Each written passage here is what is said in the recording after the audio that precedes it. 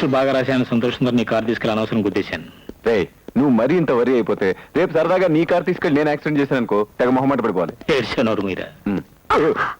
I'm sorry. Sorry. Good morning. Good morning. Exams ఎలా రాశారు? Very good. ఎక్కడికి ఇలా హడావుడిగా వెళ్తున్నారు? ఏదో బాడీ పోస్ట్ మార్టం వచ్చిందంటండి, అటెండ్ అవుతున్నాం.